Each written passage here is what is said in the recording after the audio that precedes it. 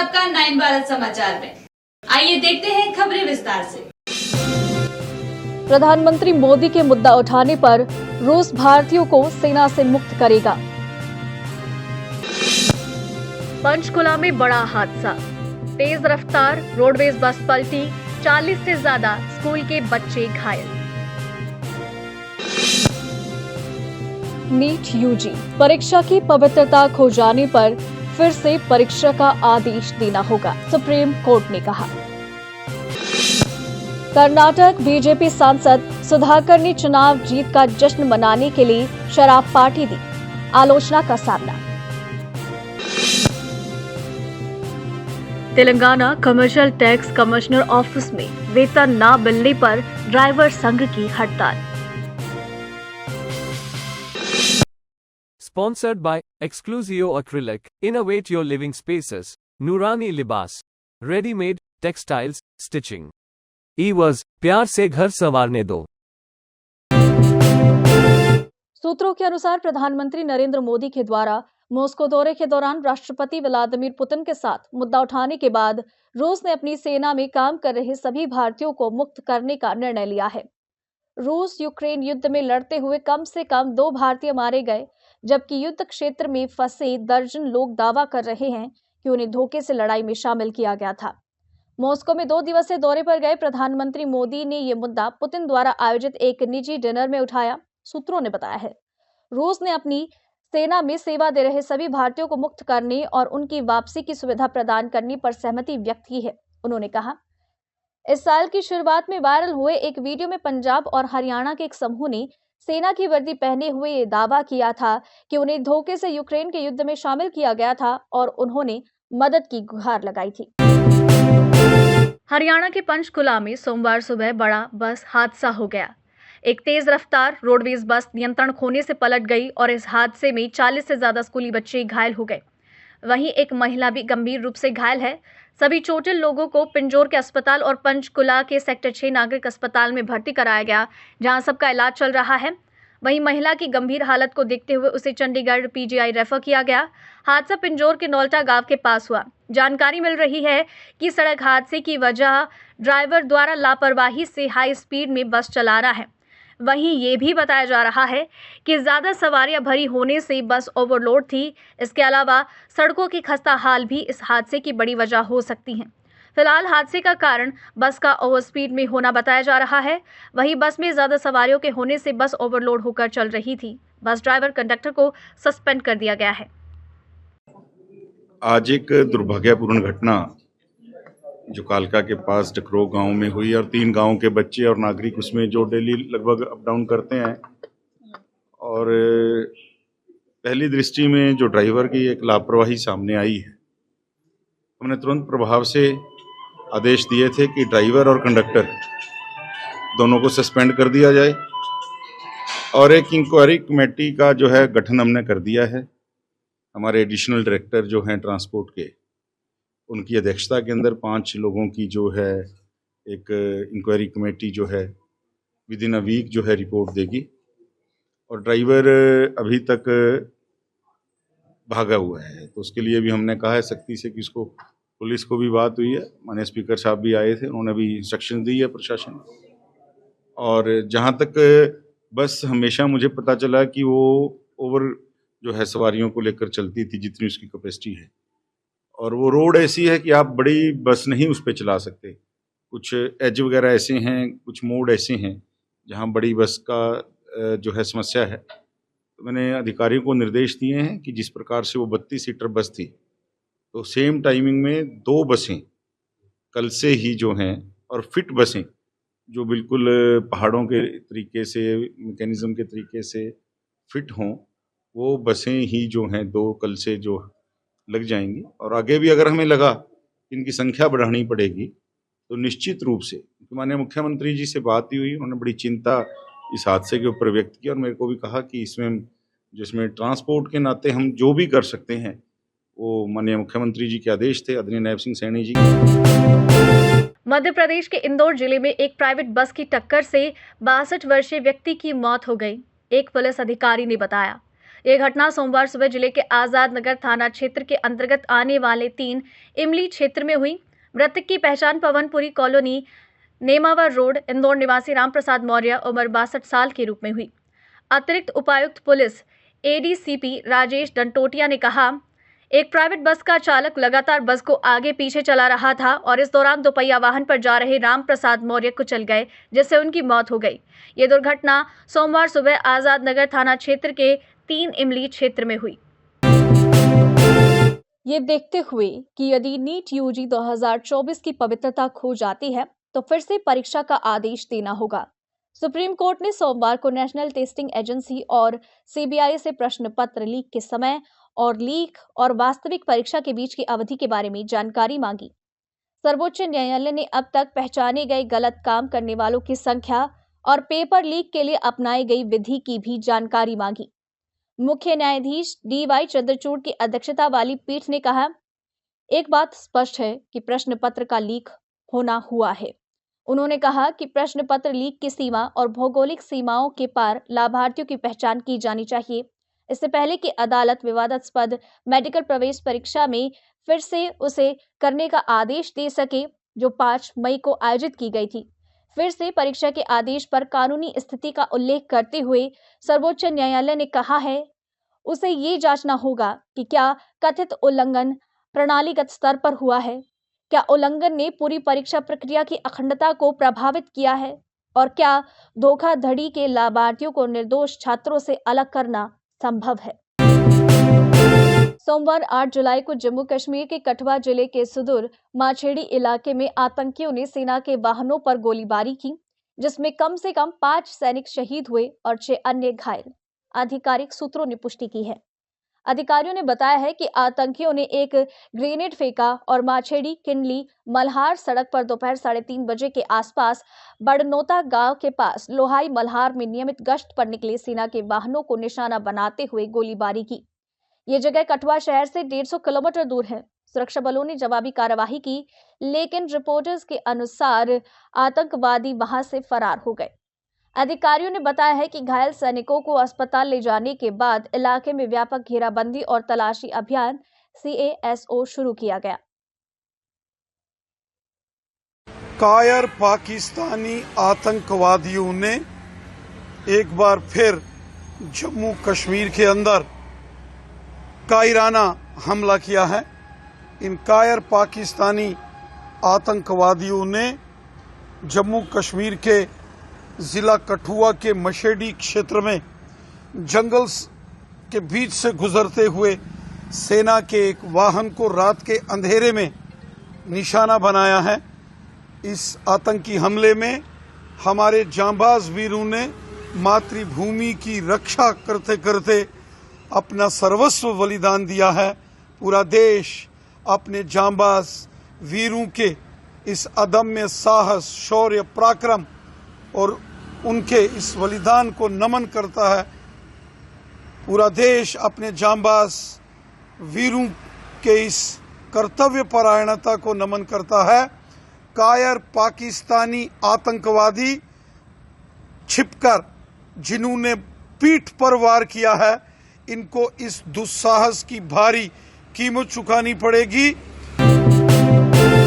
कर्नाटक में एक विवाद उत्पन्न हो गया है जब रविवार को चिकबल्लापुर बीजेपी सांसद के सुधाकर की पहली लोकसभा चुनाव जीत का जश्न मनाने के लिए एक सार्वजनिक पार्टी में शराब वितरित की गई। उप मुख्यमंत्री DK शिव कुमार ने बीजेपी प्रमुख JP नड्डा से इस पर जवाब मांगा है। सुधाकर, जो पूर्व स्वास्थ्य मंत्री रह चुके हैं, उन्होंने कथित तौर पर चिकबल्लापुर में बीजेपी कार्यकर्ताओं के लिए पार्टी आयोजित की। इसके बाद वीडियो वायरल हो गए, जिनमें लोग आयोजकों से शराब लेने के लिए कतार में खड़े दिख रहे हैं। आयोजकों ने शराब को ट्रकों में लाकर कार्यक्रम स्थल पर वितरित किया। नेलामंगला तालुक के बीजेपी अध्यक्ष जगदीश चौधरी, जिन्होंने पार्टी के लिए पुलिस से अनुमति मांगी थी, उन्होंने स्वीकार किया कि शराब वितरण योजना का हिस्सा था। मुझे इस कार्यक्रम के लिए अनुमति लेने को कहा गया था और हमने 500 से 5000 लोगों के बीच शराब वितरित करने के लिए उत्पाद शुल्क विभाग से लाइसेंस प्राप्त किया था, उन्होंने सूत्रों को बताया। जब बीजेपी नेता से संपर्क किया गया तो उन्होंने बताया, मुझे हमारे स्थानीय नेताओं और कार्यकर्ताओं द्वारा नेलामंगला में आयोजित सम्मान कार्यक्रम में आमंत्रित किया गया था। मुझे नहीं पता था कि शराब वितरित की जा रही थी। वास्तव में मुझे इसके बारे में मीडिया के माध्यम से ही पता चला।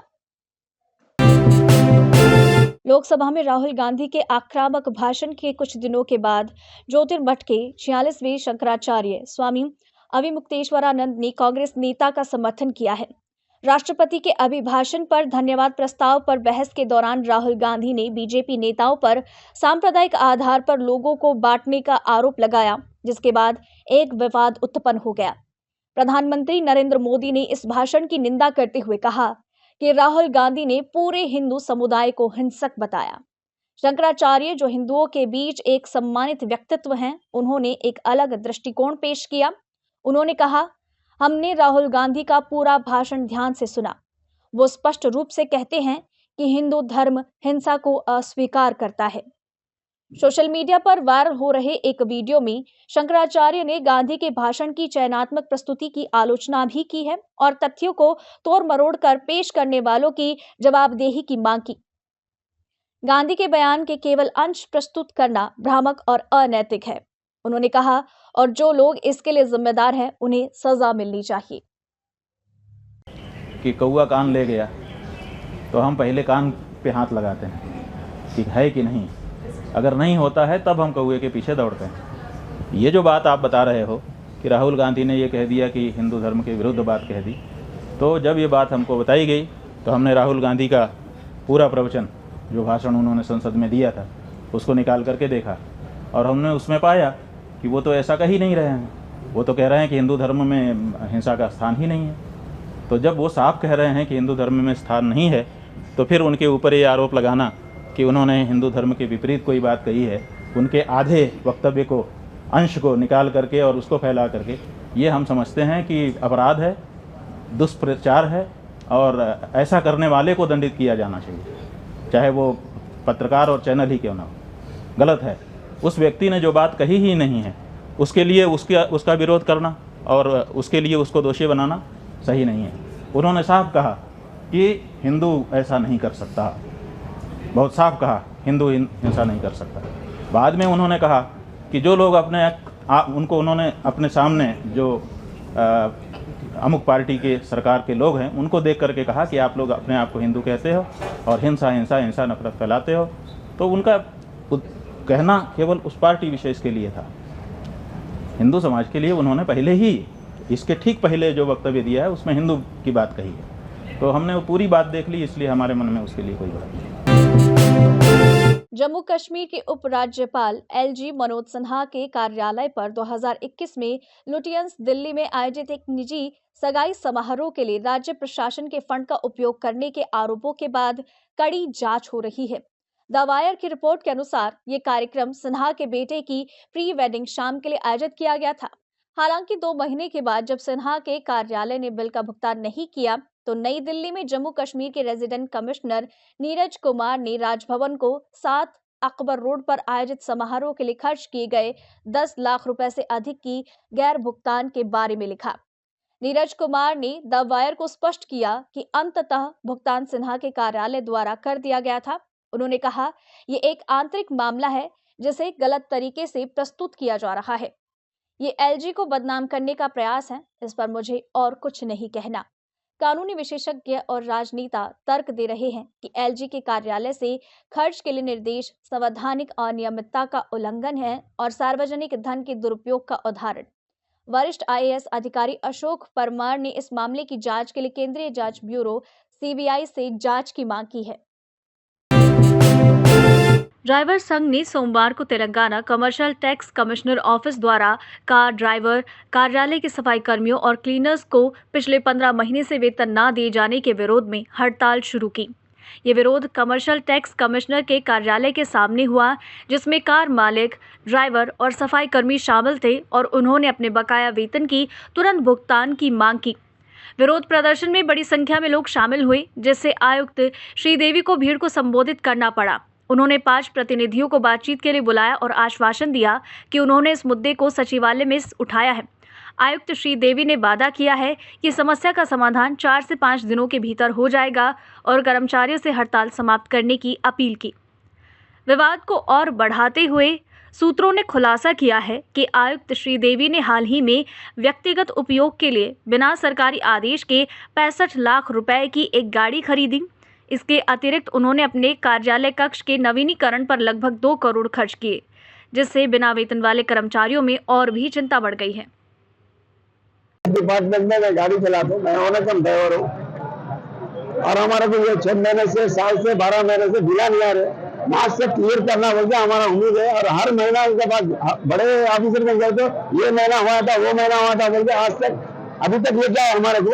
अब सर से पानी ऊपर चले गया।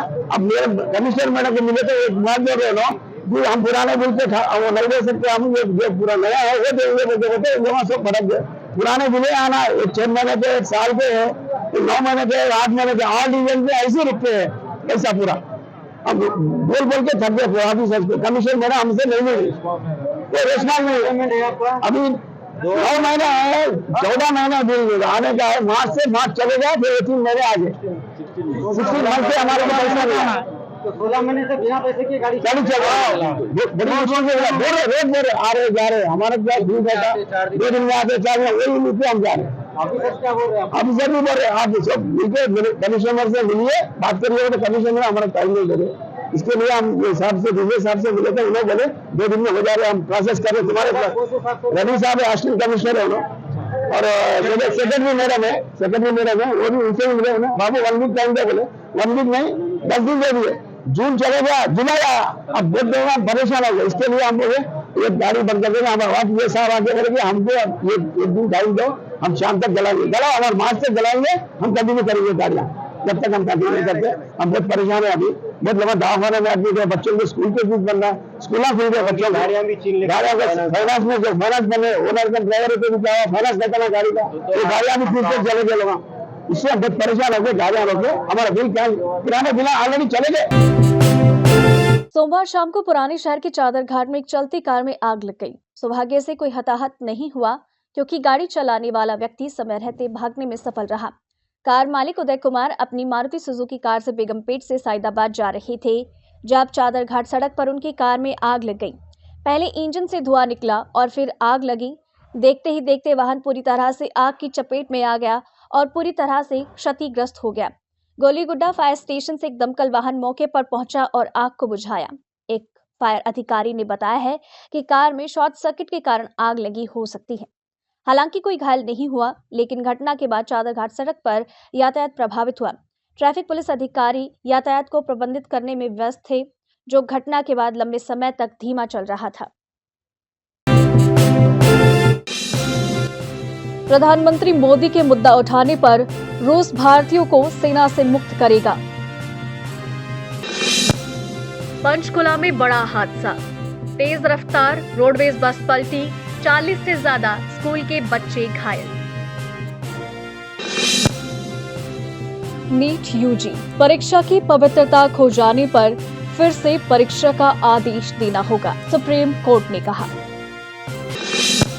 कर्नाटक बीजेपी सांसद सुधाकर ने चुनाव जीत का जश्न मनाने के लिए शराब पार्टी दी, आलोचना का सामना।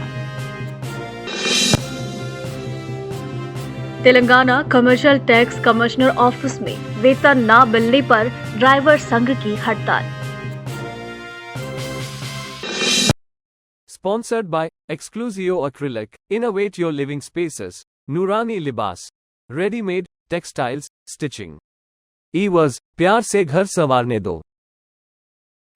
अभी के लिए इतना ही। लगातार खबरों के लिए बने रहिए हमारे साथ। नमस्कार।